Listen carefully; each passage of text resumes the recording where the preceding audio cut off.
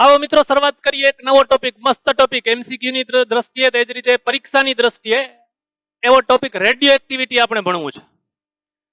Radio activity ને radio હારે કાંઈ લેવા દેવા નથી હો ભાઈ। ઓલા હાર્દિક જેવું કરતા નહીં।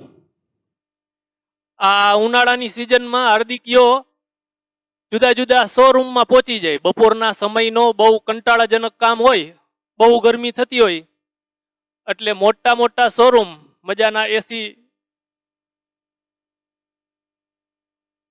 26-27 કે 25 ટેમ્પરેચર પહોંચાડી દીધું હોય ત્યાં જઈ અને જુદી જુદી વસ્તુના ભાવ પૂછ્યા રાખે અને છેલ્લે નીકળી જાય। એમાં એક શોરૂમ વાળાને ખબર પડી ગઈ કે આ સાલો હાલતા આવે છે, અણી કાઢીને વહી જાય છે। ઈ શોરૂમ વાળા બે ભાઈ હતા ને એને નક્કી કર્યું કે આ હવે આવે ને એટલે એને હલવાવો છે। તો આ જઈને જુદી જુદી વસ્તુ લઈને પૂછે ભાવ। એક ટીવીના ભાવ પૂછ્યા, ઓલો કે 80,000। ઓહો મને ન પોસાય, મારા બજેટની બહાર।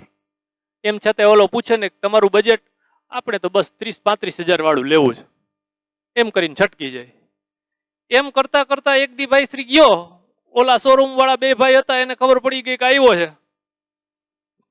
એને એમ કે હાર્દિકિયાને આજ હલવાવી દઈ।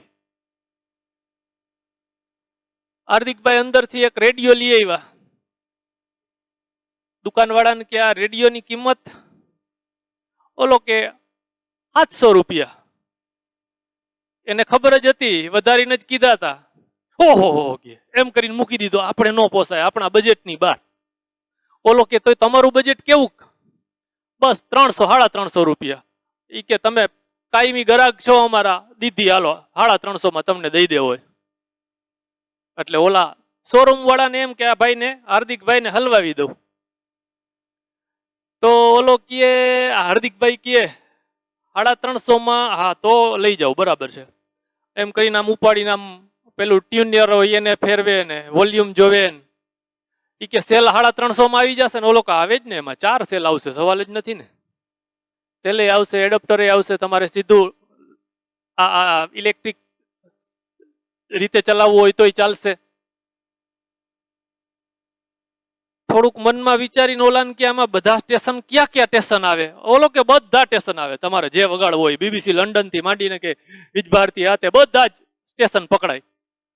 તો હાર્દિકભાઈ કે બધા પાકું ને, જો પછી નો હાલે તો મારે અહીંયા ગામડે અમુક સ્ટેશન નો પકડાય તો નો હાલે, બધા જ સ્ટેશન પકડાવા જોઈએ। અરે ગમે ઈ તમે ગમે ત્યાં જાઓ કે બધા જ સ્ટેશન પકડાય।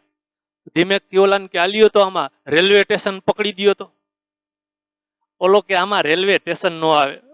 રેલવે સ્ટેશન તો યાર કાંઈ નહીં, હાલો રેલવે સ્ટેશન નો આવે તો કાંઈ નહીં, પોલીસ સ્ટેશન પકડી દયો હાલો।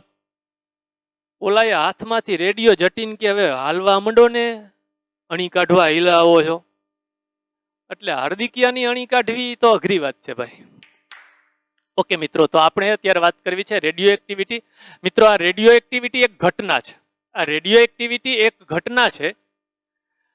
ન્યુક્લિયસ સ્થાયી થવાની પ્રયત્ન સ્વરૂપે સ્થાયી થવા માટે પોતાનામાંથી ઉર્જાનું ઉત્સર્જન કરે છે, વિશિષ્ટ વિકિરણોનું ઉત્સર્જન કરે છે। આ ઘટનાને રેડિયો એક્ટિવિટી કહેવાય। આ ઘટનાને રેડિયો એક્ટિવિટી કહેવામાં આવે છે। સામાન્ય સંજોગોમાં પરમાણુ ક્રમાંક નાનો હોય ત્યારે તમે જોયું છે પ્રોટોનની સંખ્યા અને ન્યુટ્રોનની સંખ્યા સરખી હોય।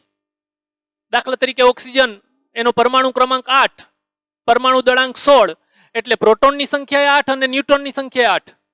પણ આગળ જાઓ, ધારો કે યુરેનિયમ 92-235 લ્યો તમે, તો 92 પરમાણુ ક્રમાંક છે, એની સામે પરમાણુ દળાંક 235 અને તેથી ન્યુટ્રોનની સંખ્યા 235 - 92, અર્થાત પ્રોટોન કરતા ન્યુટ્રોનની સંખ્યા ઘણું વધારે છે।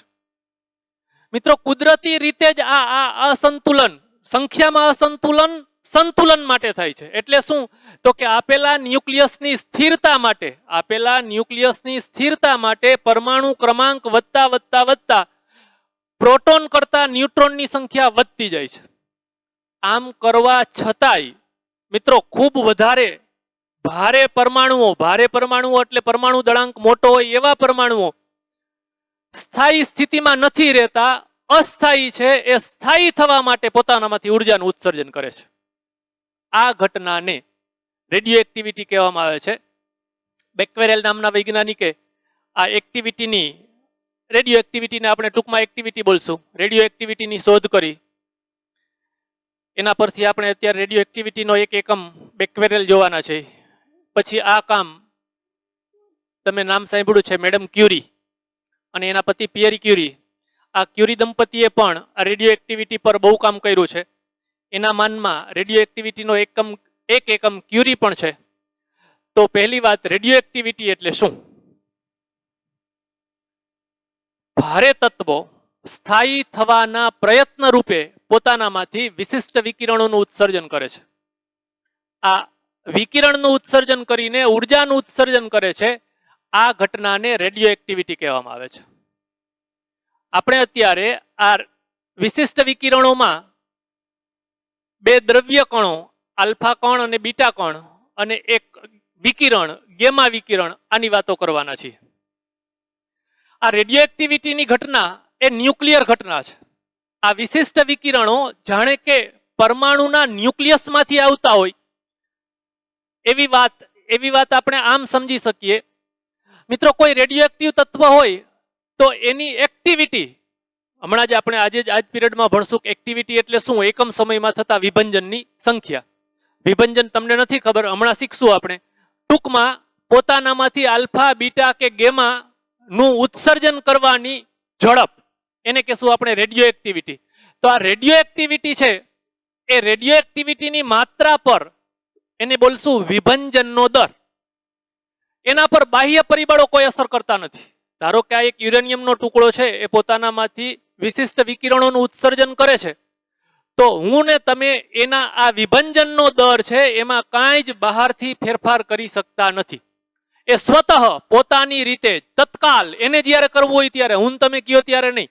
આ ટ્યુબલાઇટ ચાલુ કરવી હોય તો તમે સ્વિચ ઓન કરો છો, બંધ કરવી હોય તો સ્વિચ ઓફ કરો છો. પણ આ યુરેનિયમમાંથી રેડિયો એક્ટિવિટીની શરૂઆત કે એની ઝડપ વધારવી કે બંધ કરી દેવી એ આપણા હાથની વાત નથી, સ્વતઃ જ. એટલે આ વિકિરણો જાણે કે ન્યુક્લિયસમાંથી આવતા હોય, એના પર કોઈ પણ પ્રકારના બાહ્ય પરિબળો અસર કરતા નથી. આ પેલા યુરેનિયમનો ટુકડો કે જે રેડિયો એક્ટિવિટીની ક્રિયા દર્શાવે છે, એના પર દબાણ વધારી દો, ઘટાડી દો, એનું તાપમાન વધારી દો, ઘટાડી દો, એના પર કોઈ પણ પ્રકારના બાહ્ય પરિબળો અસર કરતા નથી. વિદ્યુત ક્ષેત્ર, ચુંબકીય ક્ષેત્ર પણ એના પર અસર કરતું નથી. એક બીજું, આપેલા રેડિયો એક્ટિવ દ્રવ્યને તમે કોઈક બીજા સાથે રાસાયણિક સંયોજન કરી દો. ધારો કે યુરેનિયમના ટુકડાનું બીજા કોઈક દ્રવ્ય સાથે રાસાયણિક પ્રક્રિયા કરો અને જે દ્રવ્ય, નવું દ્રવ્ય ઉત્પન્ન થયું, એની એક્ટિવિટીમાં પણ ફેરફાર નથી થતો. એની એક્ટિવિટી યુરેનિયમની એક્ટિવિટી હતી એટલી જ રહે છે. આ બે બાબત પરથી આપણે કહી શકીએ કે આ વિશિષ્ટ વિકિરણો આપેલા પરમાણુના ન્યુક્લિયસમાંથી આવતા હોવા જોઈએ. એટલે આપણે એમ કીધું કે આ રેડિયો એક્ટિવિટીની ઘટના એ ન્યુક્લિયર ઘટના છે. આ મિત્રો, બેક્વેરેલે આવું કંઈક અવલોકન કર્યું. આ રેડિયો એક્ટિવિટીની શરૂઆત, શોધ આવી રીતે થઈ. બેક્વેરેલ આવા કંઈક પ્રયોગ કરતા હતા. આ એક યુરેનિયમ પોટેશિયમ સલ્ફેટનો ટુકડો હતો. એને કાળા કાગળમાં વીંટાડી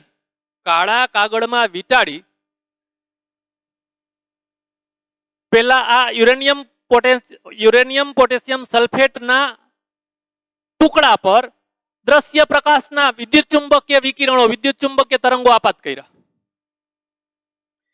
એટલે આપણું વિજ્ઞાન જાણતું હતું એ પ્રમાણે એ પદાર્થે કંઈક શોષણ કર્યું. હવે એમાંથી કંઈક વિકિરણનું ઉત્સર્જન થતું હશે, થતું જ હશે. કોઈ પણ પદાર્થ પોતાના તાપમાન અનુસાર પોતાનામાંથી વિશિષ્ટ વિકિરણોનું ઉત્સર્જન ચાલુ જ હોય, સતત ચાલુ હોય.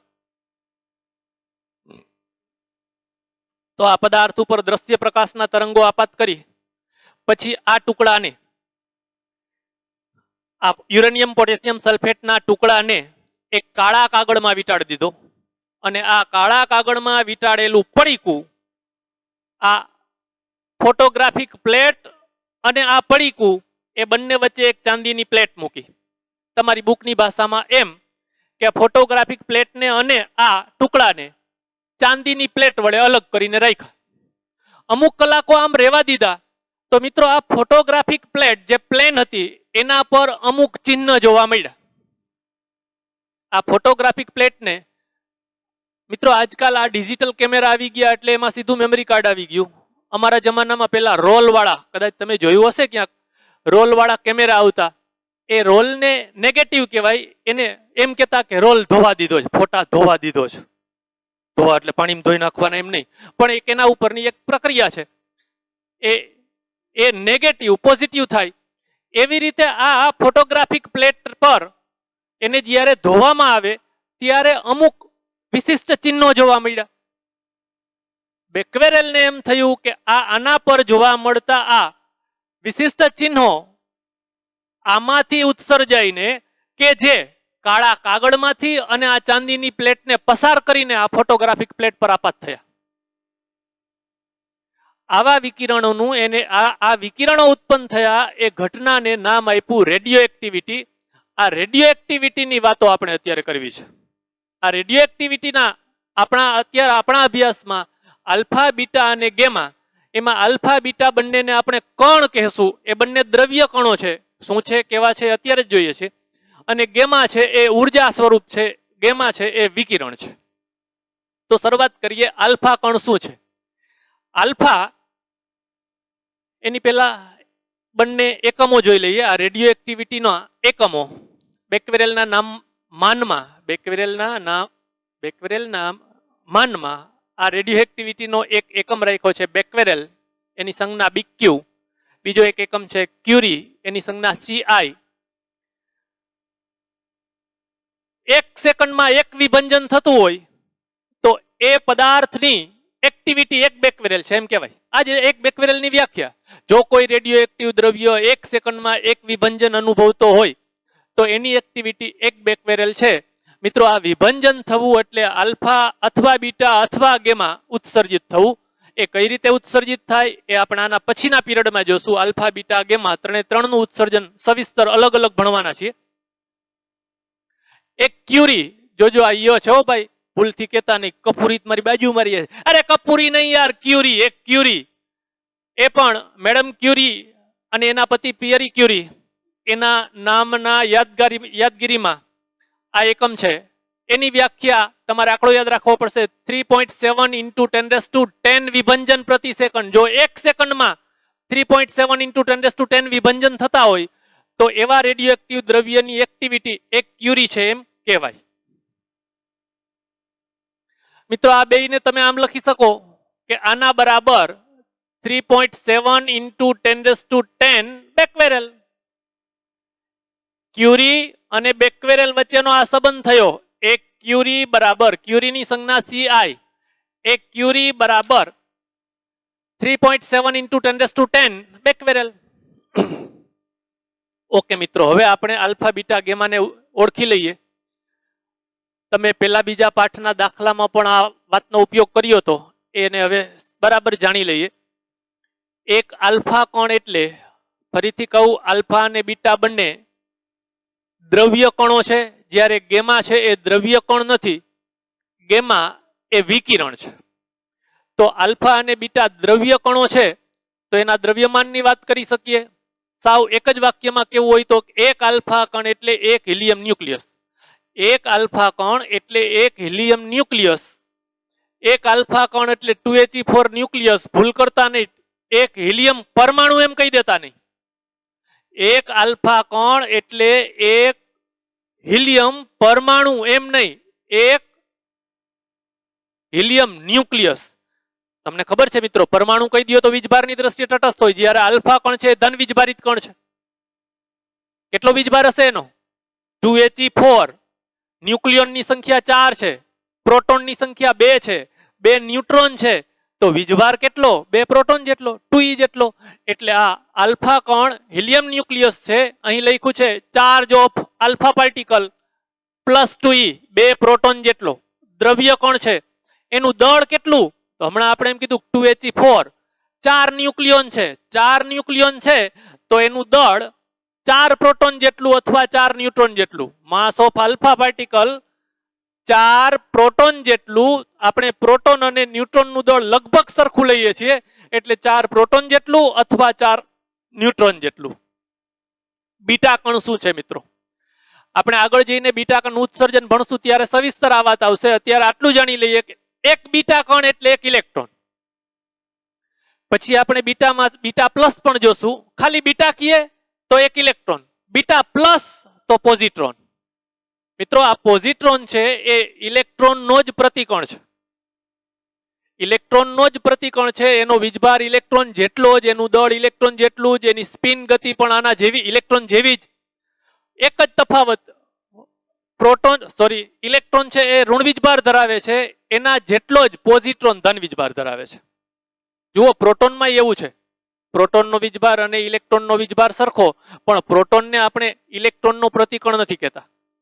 જ્યારે આ પોઝિટ્રોન અથવા બીટા પ્લસ પોઝિટ્રોન એનો વીજભાર પ્લસ ઈ જેટલો. જ્યારે આ બીટા માઇનસ લખું કે ન લખું, ખાલી બીટા લખશું તો આપણે સમજી જશું કે ઇલેક્ટ્રોન છે. જો પોઝિટ્રોન હશે તો બીટા પ્લસ એવું કેવું જોશે. એટલે એનો વીજભાર ઈ, પોઝિટ્રોન હોય તો પ્લસ ઈ, ઇલેક્ટ્રોન હોય તો માઇનસ ઈ. એનું દળ એક ઇલેક્ટ્રોન જેટલું. એક બીટા કણ એનું દળ માસ ઓફ બીટા એક ઇલેક્ટ્રોન જેટલું. એ દ્રવ્ય કણ છે. અને ત્રીજી વાત આપણે સમજવાના છીએ, આ ગેમા કણના બદલે ગેમા વિકિરણ કહીએ.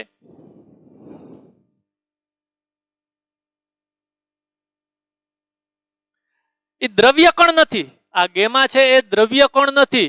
જેમ વિદ્યુત ચુંબકીય વર્ણપટમાં તમે ગેમા કિરણો, ક્ષ કિરણો, પારજાંબલી, પારરક્ત, દ્રશ્ય પ્રકાશ વિભાગ, ટૂંકા રેડિયો તરંગો, લાંબા રેડિયો તરંગો આ બધા ભણતા હતા.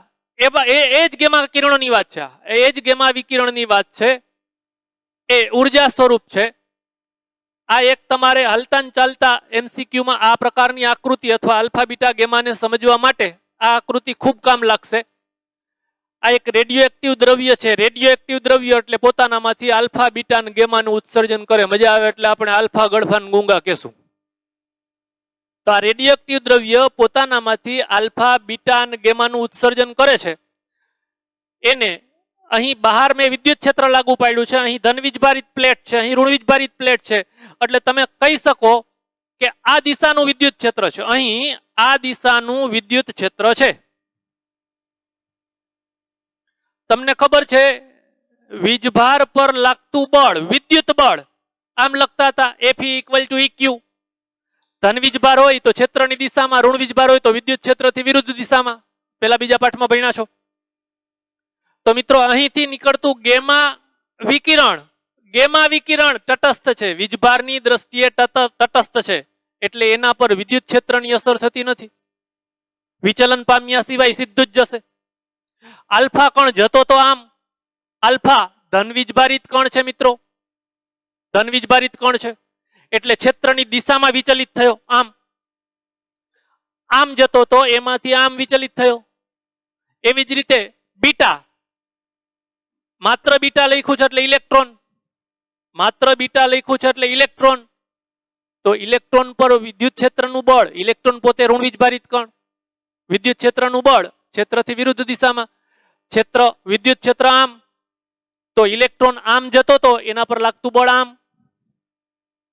બીજું તમે જોઈ શકશો મિત્રો, આલ્ફા કણનું દળ વધારે છે એટલે વેગમાન વધુ હશે. એટલે જો એ ઓછું આમ વાંકું વળ્યું છે. જ્યારે ઇલેક્ટ્રોન છે એ હલકો છે, એનું વેગમાન વધુ હશે એટલે એ વધુ ટન થયું. સારું મિત્રો, આ વાત થઈ રેડિયો એક્ટિવિટીની શરૂઆતની વાતો. હવે આપણે રેડિયો એક્ટિવિટીમાં એક રેડિયો એક્ટિવનો ક્ષય વક્ર અથવા ચરઘાતાંકીય નિયમ સમજવો છે. એના પછી રેડિયો એક્ટિવિટી માટે સરેરાશ જીવનકાળ અને એના પછી અર્ધ જીવનકાળ, આ ત્રણ વાતો આપણે એક પછી એક ભણવાની છે. તો શરૂઆત કરીએ હવે રેડિયો એક્ટિવ ક્ષયનો નિયમ.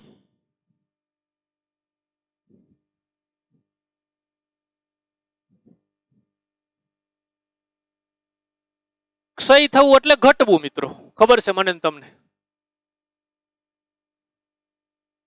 આપણું અત્યારે આ કામ છે, આ સૂત્ર મેળવવું છે. એને જ રેડિયો એક્ટિવિટી માટેનો ચર ઘાતાંકીય નિયમ કહેવાય. પરીક્ષાની દ્રષ્ટિએ ખૂબ અગત્યનો પ્રશ્ન મિત્રો, 2 કે 3 માર્કમાં પૂછે. રેડિયો એક્ટિવિટી માટે ચર ઘાતાંકીય નિયમ મેળવી દઈએ. બહુ અગત્યની વાત છે, ધ્યાન આપજો. આપણા પાસે ધારો કે એક યુરેનિયમનો ગાંગડો છે કે જેની અંદર લાખોની સંખ્યામાં યુરેનિયમના પરમાણુ આવેલા છે. એ બધા પરમાણુઓ અસ્થાયી છે. એટલે સ્થાયી થવા માટે આ ગાંગડાની અંદર રહેલા પરમાણુઓ પોતાનામાંથી આ આલ્ફા કે બીટા કે ગેમા વિકિરણોનું ઉત્સર્જન કરશે. વિભંજન પામશે એમ બોલશું મિત્રો, આને આપણે વિભંજન પામશે એમ બોલશું. શું કામ વિભંજન પામે છે? સ્થાયીપણાની માત્રામાં વધારો કરવા માટે. ધારો કે આપણા પાસે જે ગાંગડો છે, જે નમૂનો છે, એ નમૂનાની અંદર t બરાબર 0 સમયે અવિભંજિત પરમાણુઓની સંખ્યા, અવિભંજિત પરમાણુઓની સંખ્યા એટલે વિભંજન થવાનું છે, થયું નથી એવા પરમાણુઓ કે જે પરમાણુઓનું વિભંજન હવે ભવિષ્યમાં થવાનું છે. તો આપણે પ્રયોગની શરૂઆત કરીએ અને t બરાબર 0 સમય કહીએ તો t બરાબર 0 સમયે ધારો કે આવા અવિભંજિત પરમાણુઓની સંખ્યા n0 છે. પહેલી લાઈન મેં વાંચી. હવે આપેલા દ્રવ્યમાંથી રેડિયો એક્ટિવિટીની શરૂઆત થઈ. ફરીથી કહી દઉં, આપણા હાથની વાત નથી, પ્રાકૃતિક રીતે જ કુદરતી જ એમાંથી આવા વિશિષ્ટ વિકિરણોનું ઉત્સર્જનની શરૂઆત થઈ.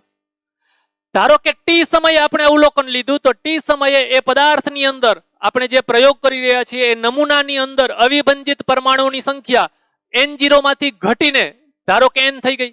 તમે સમજ્યા? ઘટીને. શું કામ? t બરાબર 0 સમયે જે હતા એમાંથી વિભંજન ચાલુ થયું. એટલે અવિભંજિત પરમાણુઓની સંખ્યા ક્રમશઃ ઘટી. તો ધારો કે t બરાબર t સમયે અવિભંજિત પરમાણુની સંખ્યા n છે. હજી આવું વિભંજન થવાનું ચાલુ જ છે. આવું વિભંજન થવાનું હજી ચાલુ જ છે. ધારો કે એના પછીના એટલે t પછીના ડેલ્ટા t સમયમાં, એટલે કુલ સમય કેવો હોય તો કહેવાય t પ્લસ ડેલ્ટા t સમયે.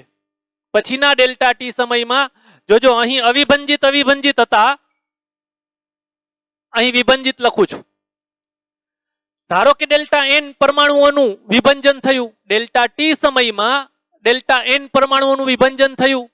જોજો મિત્રો, એક બરાબર આ વિભંજન અવિભંજન શબ્દ સમજાય એના માટે એમ કહું કે t સમયે n અવિભંજિત હતા તો t પ્લસ ડેલ્ટા t સમયે અવિભંજિત કેટલા વધ્યા હશે? n અવિભંજિત હતા, એમાંથી ડેલ્ટા n નું વિભંજન થયું. દેશી ભાષામાં n રૂપિયા હતા, એમાંથી ડેલ્ટા n વાપરા તો કેટલા વધ્યા? n minus delta n. t plus delta t સમયે અવિભંજિત પરમાણુઓ કેટલા વધ્યા હશે? n minus delta n. આ વાત તમને ક્લિયર થઈ? ડેલ્ટા t સમયમાં વિભંજન પામતા ડેલ્ટા n છે. તો જેમ 0 સમયે t સમયે, હવે હું એમ તમને કહું કે t પ્લસ ડેલ્ટા t સમયે અવિભંજિત કેટલા હશે? લખ્યું નથી, જરૂરી નથી, પણ આ વાત સમજાવવા માટે એમ કહું છું કે t પ્લસ ડેલ્ટા t સમયે અવિભંજિત કેટલા? n minus delta n. Okay મિત્રો, હવે હું લઈ જાઉં છું તમને વિભંજનના દર તરફ. આ ત્રિરાશિની મદદથી આપણે વિભંજનનો દર મેળવશું. ડેલ્ટા t સમયમાં વિભંજિત પામતા પરમાણુઓની સંખ્યા ડેલ્ટા n, તો એકમ સમયમાં કેટલા? ડેલ્ટા t સમયમાં ડેલ્ટા n તો એકમ સમયમાં કેટલા? સાવ સાદી ત્રિરાશિ મિત્રો, ડેલ્ટા n છેદમાં ડેલ્ટા t. ડેલ્ટા n છેદમાં ડેલ્ટા t. આ ગુણોત્તરને વિભંજનનો દર કહે છે. આ ગુણોત્તરને વિભંજનનો દર કહે છે. આ વિભંજનનો દર ડેલ્ટા n છેદમાં ડેલ્ટા t એનો આધાર આપેલા પદાર્થની અંદર રહેલા અવિભંજિત પરમાણુઓની સંખ્યાના સમપ્રમાણમાં છે. સમજો મિત્રો, જાણવા જેવી વાત. જુઓ, એકદમ દેશી ઉદાહરણ. આ વાત સમજવા માટે આપણું ઘરનું મજાનું એક ઉદાહરણ. ધારો કે આ એક પાણીનો ટાંકો છે, અહીં સુધી ભર્યો છે. આ t બરાબર 0 સમય મજા આવે એટલે હું h0 કહું, આને સમતુલ્ય h0. અહીં સુધી પાણી ભર્યું છે.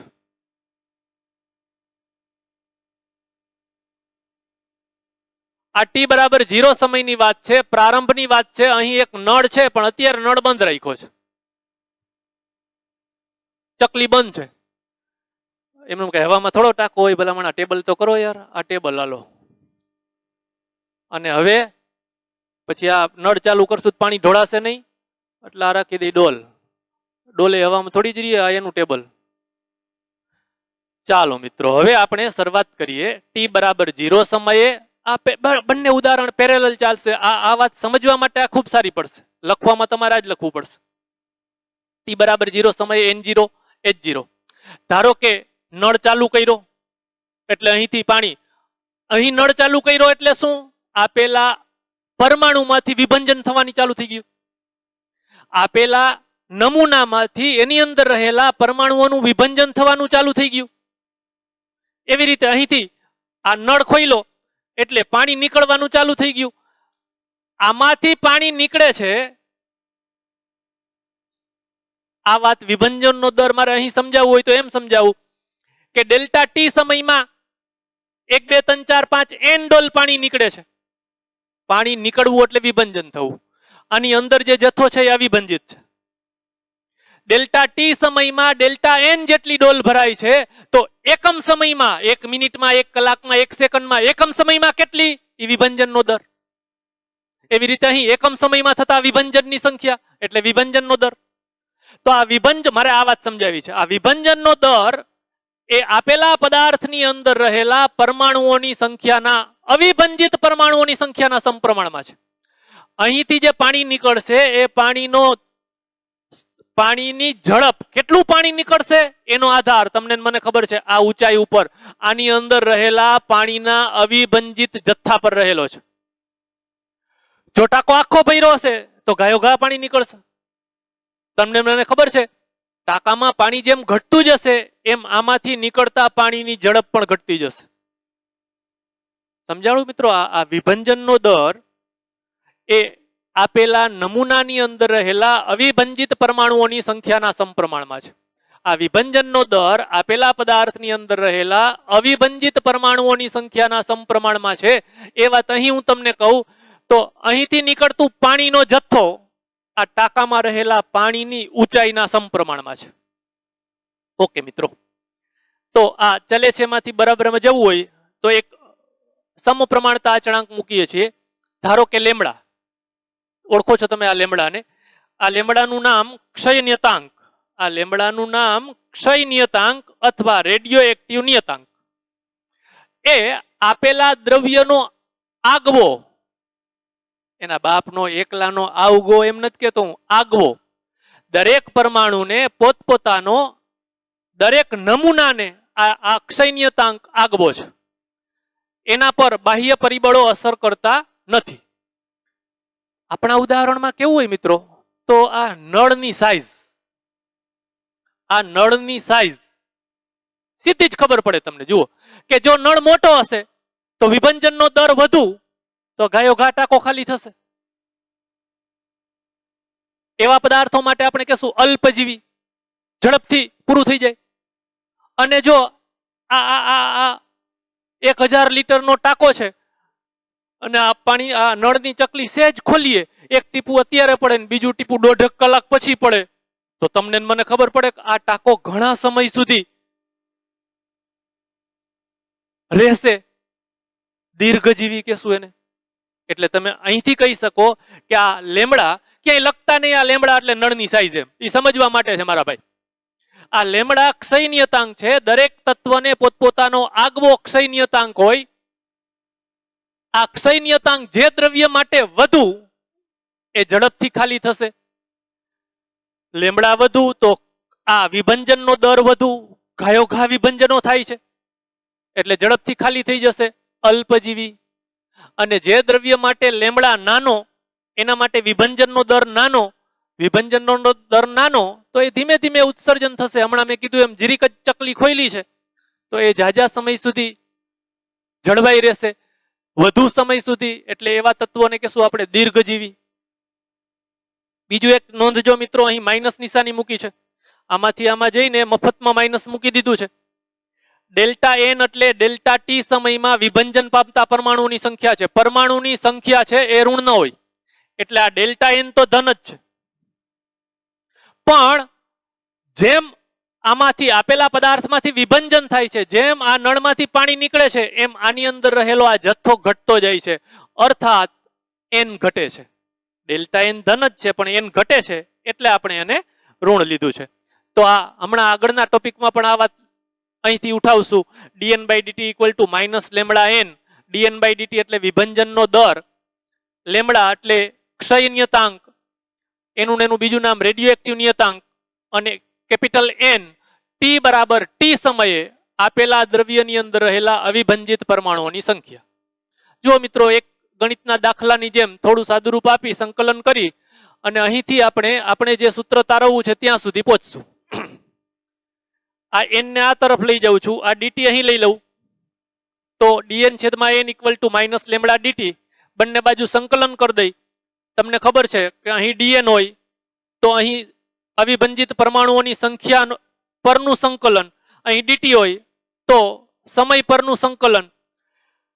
T0 આપણે આપણા સમજવામાં T0 બરાબર 0 લીધું છે, વ્યાપક રીતે T0 રાખીએ પછી T0 શૂન્ય લઈ લેશું. T0 થી T તો T0 સમયે અવિભંજિત પરમાણુની સંખ્યા N0, T સમયે અવિભંજિત પરમાણુની સંખ્યા N.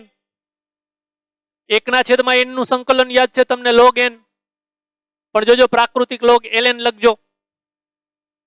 લિમિટ ટીંગાડી દીધી N0 n, dt નું સંકલન T અને લિમિટ મૂકી દીધી upper limit minus lower limit તો T માઇનસ T0, પણ T0 શૂન્ય છે. અહીં લખ્યું જ ન હોત તોય ચાલત, એટલે જમણી બાજુ માઇનસ લેમડા ટી થઈ જાત, ડાબી બાજુ જેના માટે સંકલન કર્યું એની જગ્યાએ અપર લિમિટ તો log n માઇનસ એની જગ્યાએ lower limit log n0, log ની બાદબાકી તો ભાગાકારનો log, therefore log n by n0 બરાબર માઇનસ લેમડા ટી. અને તમને આવી કંઈક ખબર છે મિત્રો, log x to the base e બરાબર y તો x બરાબર e રેસ ટુ y. આને આધાર પરિવર્તન, હૃદય પરિવર્તન નહીં ભાઈ, આધાર પરિવર્તન કહેવાય. જો આવું જ કંઈક અહીં છે, તમને આ વાત તો ખબર છે, અગાઉ આવી ગઈ છે મિત્રો. ln x લખવું એટલે log x, પણ e ના આધાર ઉપર પ્રાકૃતિક log, અને ખાલી આમ લખ્યું હોય log x તો એનો અર્થ તમને ખબર છે 10 ના આધાર ઉપર log.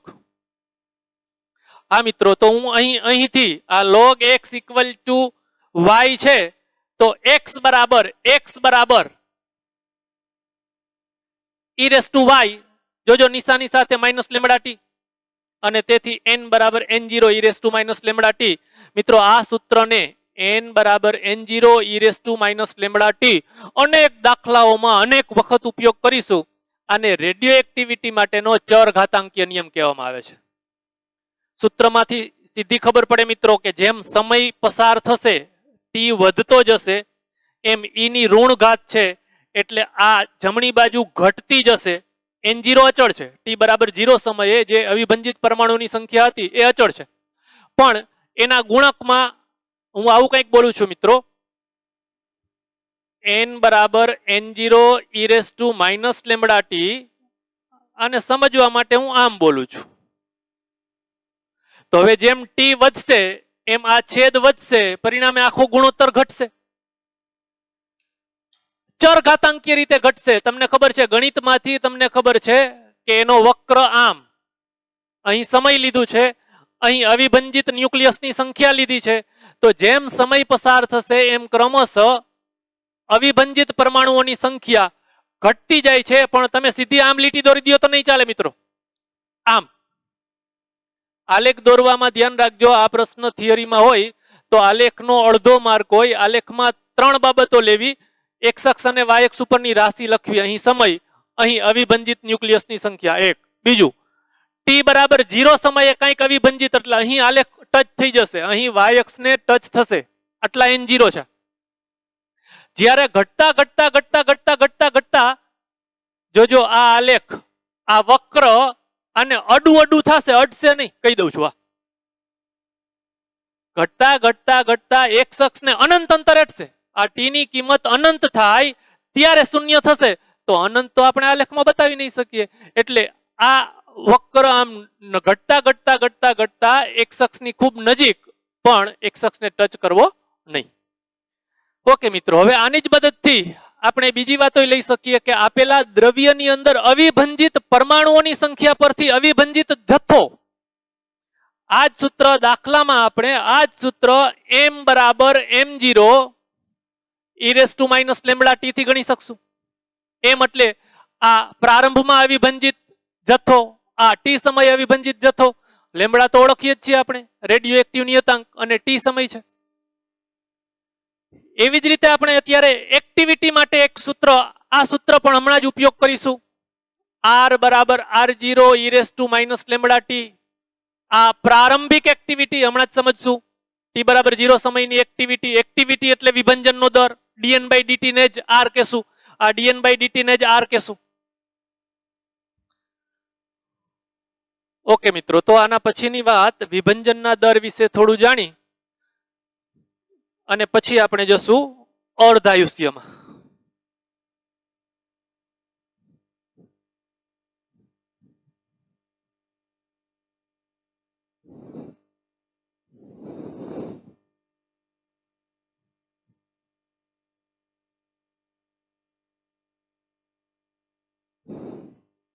હા મિત્રો, વિભંજનનો દર એટલે હવે તમને ખબર પડી ગઈ એકમ સમયમાં થતા વિભંજનની સંખ્યા. વિભંજનનો દર એટલે એકમ સમયમાં થતા વિભંજનની સંખ્યા.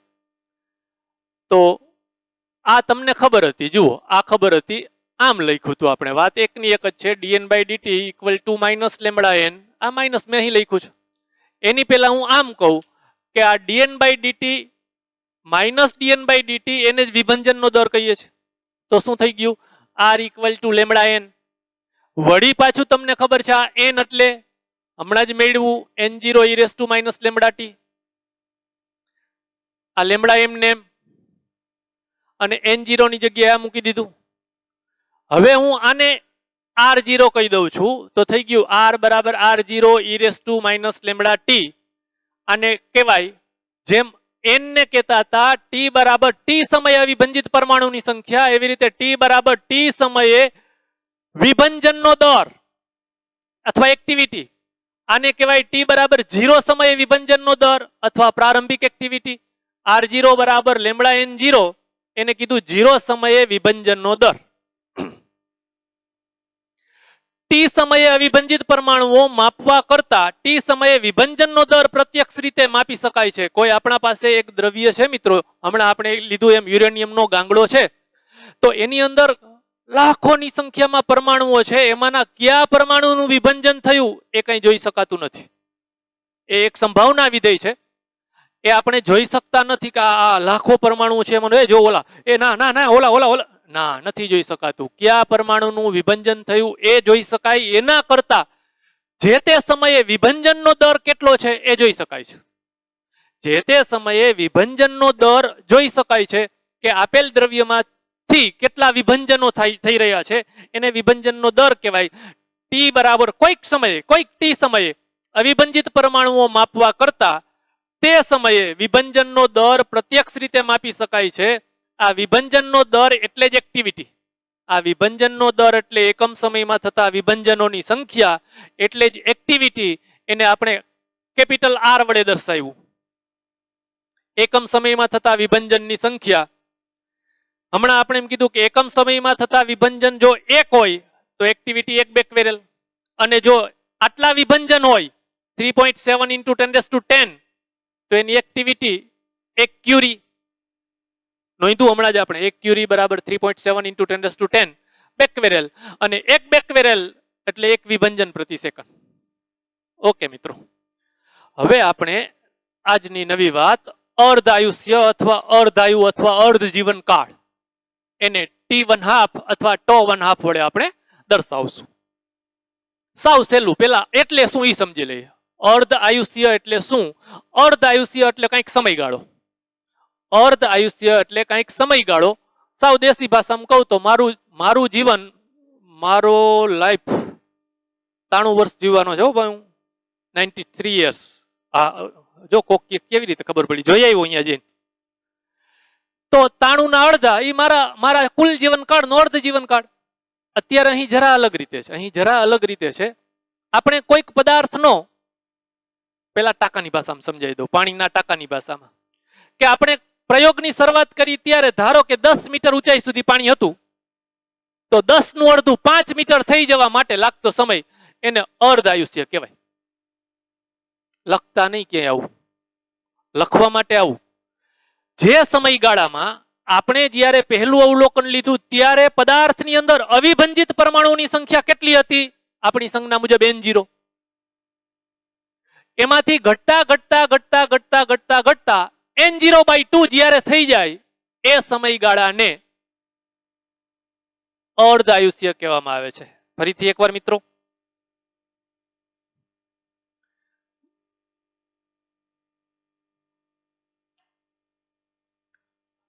ધારો કે આને આપણે t બરાબર 0 સમય કહીએ, ત્યારે આપણા દ્રવ્યની અંદર અવિભંજિત પરમાણુઓની સંખ્યા N0 છે. હવે ઘટતા ઘટતા ઘટતા ઘટતા ધારો કે આ t' સમયે ઘટીને અડધા થઈ ગયા હતા, એના અડધા, તો મિત્રો આ સમયને અર્ધ આયુષ્ય કહેવાય. એને τ½ વડે દર્શાવાય. જે સમયગાળામાં અવિભંજિત પરમાણુઓની સંખ્યા પ્રારંભના અવિભંજિત પરમાણુઓની સંખ્યા N0 થી અડધી થઈ જાય તે સમયગાળાને અર્ધ આયુષ્ય કહેવામાં આવે છે. તો મિત્રો હું આ જે બોલીએ છીએ એને આમ લખી શકાય કે t બરાબર τ½ તો તે સમયે અવિભંજિત પરમાણુઓની સંખ્યા N0/2. મિત્રો આ n તો તમે કોઈ પણ સમયે t બરાબર t સમયે n સંજ્ઞા વાપરી શકો છો. તો મેં એમ કીધું t બરાબર આ સમયે પરમાણુઓની સંખ્યા n હતી, એની અડધી થઈ ગઈ. એટલે આની અંદર વ્યાખ્યા આવી ગઈ. આ હું બ્લોક કરું છું એમાં વ્યાખ્યા આવી ગઈ કે જે સમયગાળામાં અવિભંજિત પરમાણુની સંખ્યા પ્રારંભની અવિભંજિત પરમાણુની સંખ્યાથી અડધી થઈ જાય તે સમયગાળાને આવો અર્ધ આયુષ્ય અથવા અર્ધ જીવનકાળ કહેવામાં આવે છે. બસ મિત્રો, હવે ચારા આપણા પાસે સૂત્ર હતું n બરાબર N0 e⁻ λt.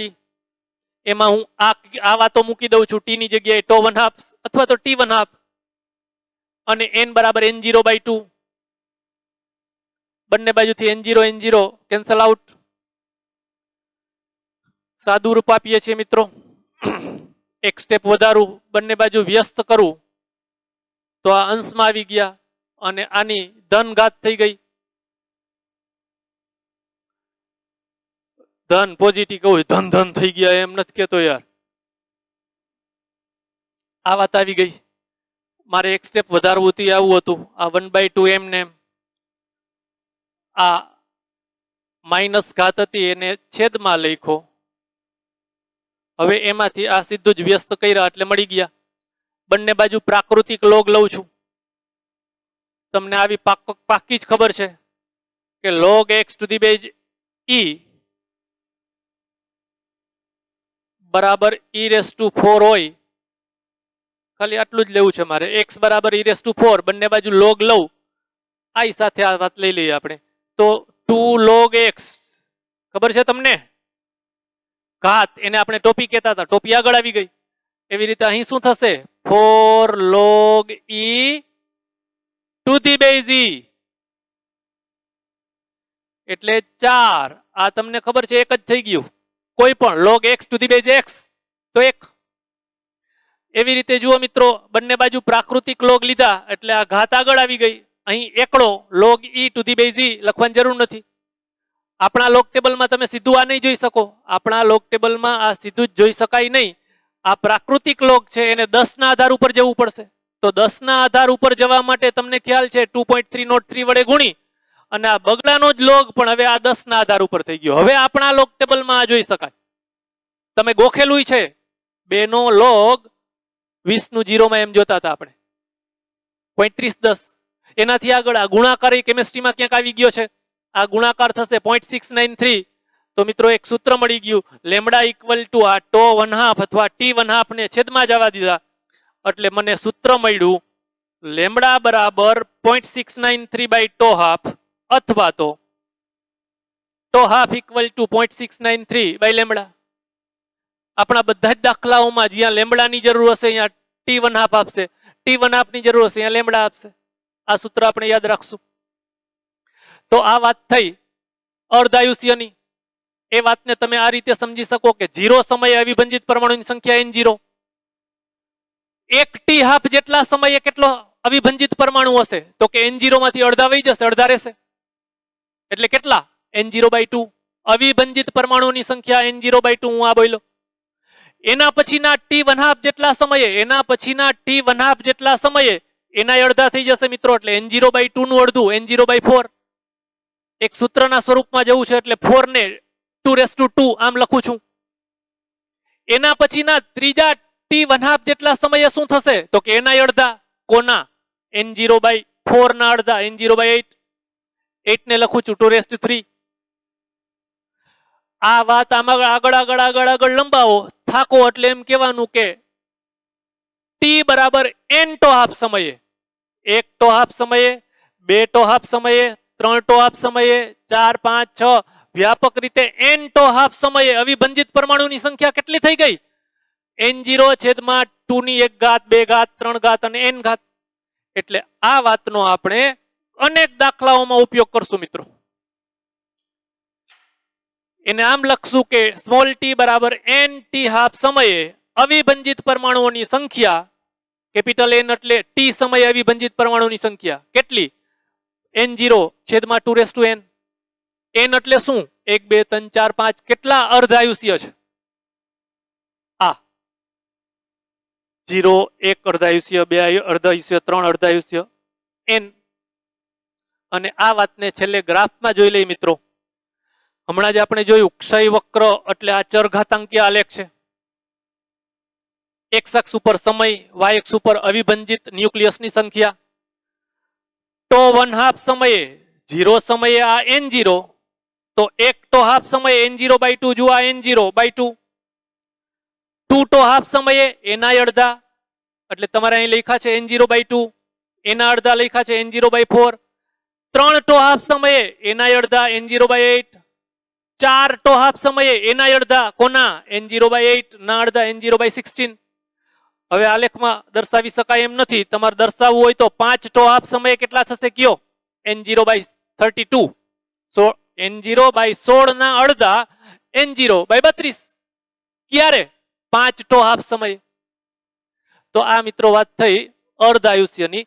આવી નવી એક વાત આપણે લેવી છે સરેરાશ જીવનકાળની, એ આવતા પીરિયડમાં લઈ લેશું. અત્યારે આટલું જ.